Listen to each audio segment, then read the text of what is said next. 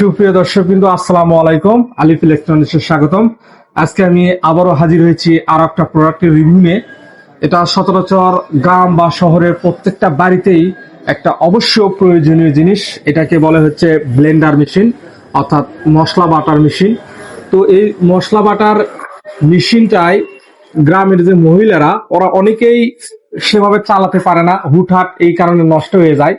তো আমি এ বিষয়ে কিছু কথা বলবো যে আসলে একটা মেশিন আপনি কিভাবে চালালে দীর্ঘদিন সেটা টেকসই হবে এবং মশলা বাটার ক্ষেত্রে প্রয়োজনীয় যে কাজগুলো, তো শুধু মেশিন থাকলেই তো হবে না, মেশিনটাকে ভালো মতো চালাতে হবে। তো চালানোর পরও মশলা বাটা মিহি হয়। তো এটা একটা আরএফএল এর ভিগো ব্লেন্ডার, এটা 850 ওয়াট। তো এটা দিয়ে আমি দেখাবো।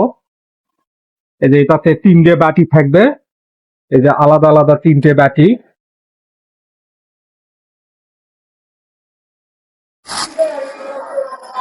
আর এই যে সর্বনিম্ন ছোট বাটি, এটা হচ্ছে ভিগোর 850 ওয়াটের ব্লেন্ডার মেশিন।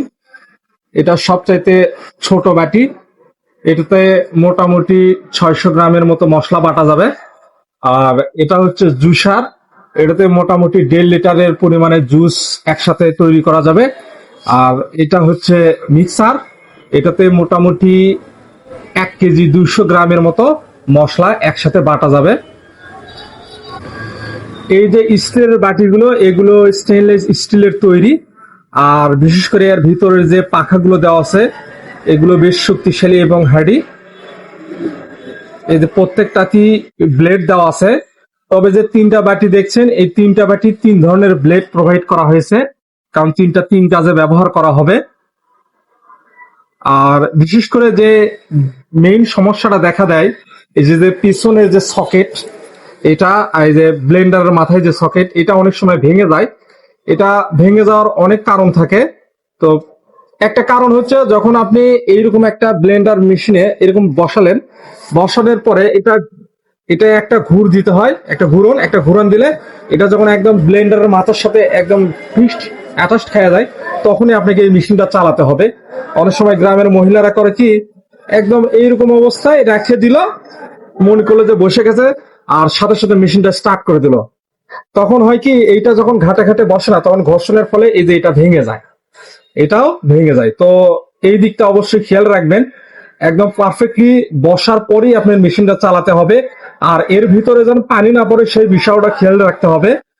আর এই যে আরএফএল এর যে ব্লেন্ডার গুলো, এগুলো প্রত্যেকটা মেশিনের নিচে এরকম একটা সুইচ দেওয়া থাকে, অর্থাৎ ভোল্টেজের কারণে কোনো সময়ে যাতে এই মোটরযান পুড়ে না যায়, সে কারণেই এই সুইচটা কোম্পানি থেকে দেওয়া হয়েছে। তো অনেক সময় ওভারলোডের কারণে হঠাৎ করে মেশিন যখন অফ হয়ে যায়, আপনারা ভাবতেই পারেন যে মেশিনটা মনে হয় নষ্ট হয়ে গেছে, মানে লাইন দিচ্ছে না, আর হচ্ছে না। তো সেক্ষেত্রে আপনাকে এই যে এখানে চাপ দিয়ে ধরে 2-3 বার সুইচ মারলেই মোটরটা আবার চালু হয়ে যাবে। এটা ভয়ের কোনো কারণ নাই।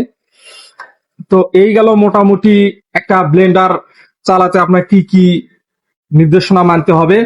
আর বিশেষ করে এই যে মুখো ওপরে, এগুলো দিয়েই আপনাকে রাখতে হবে, কারণ একটা মশলা পেস্ট করার সময় তার কিছু অংশ যদি চোখ বা নাকে মুখে লাগে, এটা দুর্ঘটনা ঘটতে পারে। তো সব কিছু বিবেচনা করে, খেয়াল করে আপনি এই মেশিনটা চালাবেন, এবং একটা ব্লেন্ডার মেশিন এক হাতে চালানোর চেষ্টা করবেন, যাতে দীর্ঘদিন আপনি এখান থেকে সুফল পেতে পারেন। এক হাতে চালালে এই জিনিসটা অনেক দিন পর্যন্ত চলে, যেহেতু ইলেকট্রনিক জিনিস, এইগুলো খুব যত্ন সহকারে চালাতে হয়। তো এই ধরনের আরো ভিডিও পেতে আমাদের চ্যানেলটিতে লাইক, কমেন্ট, সাবস্ক্রাইব করে আমাদের পাশে থাকবেন, যাতে এইরকম ভিডিও আরো দেখে আপনারা উপকৃত হতে পারেন। ধন্যবাদ সাথে থাকার জন্য।